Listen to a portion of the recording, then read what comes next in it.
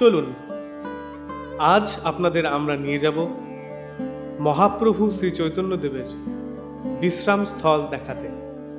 কৃষ্ণনগর থেকে মাত্র 6 কিলোমিটার দূরে। কৃষ্ণনগর থেকে নবদ্বীপ ঘাট যাওয়ার পথে জাতীয় সড়কের পাশেই রয়েছে এই স্থানটি।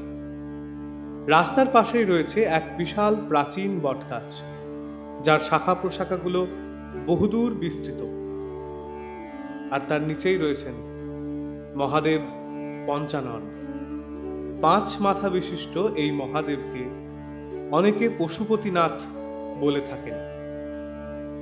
কথিত আছে যে শ্রী চৈতন্য মহাপ্রভু নবদ্বীপ থেকে শান্তিপুর যাওয়ার পথে এই বটবৃক্ষের নিচে কিছুক্ষণ বিশ্রাম নিয়েছিলেন। সেই থেকে এই জায়গাটির নাম হয়েছে মহাপ্রভুর বিশ্রাম স্থল। অনেকে এই জায়গাটিকে পঞ্চাননতলা বলেও অভিহিত করে থাকেন।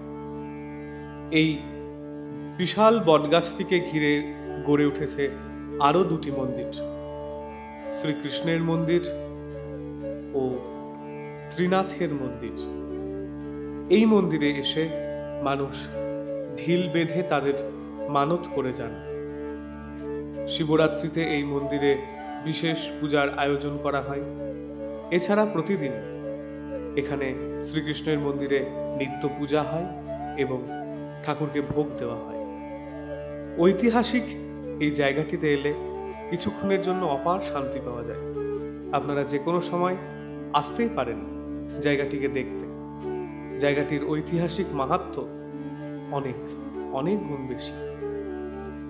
আমাদের এই ভিডিওগুলি আপনাদের কেমন লাগছে তা আপনারা আপনাদের মূল্যবান মতামতের মাধ্যমে জানাতে পারেন, এবং আমাদের আরও কোনো জায়গার ভিডিও আপনারা যদি দেখতে চান তাহলে সেগুলোও আমাদের জানাতে পারেন। আমাদের এই ভিডিওটি ভালো লাগলে ভিডিওটিকে লাইক করুন, কমেন্টস করুন এবং শেয়ার করে নিন সকলের সাথে। আমাদের চ্যানেলটিকে সাবস্ক্রাইব করুন এবং বেল আইকনটি প্রেস করে রাখুন আমাদের প্রত্যেকটি ভিডিওর নোটিফিকেশনস পাওয়ার জন্য। ধন্যবাদ।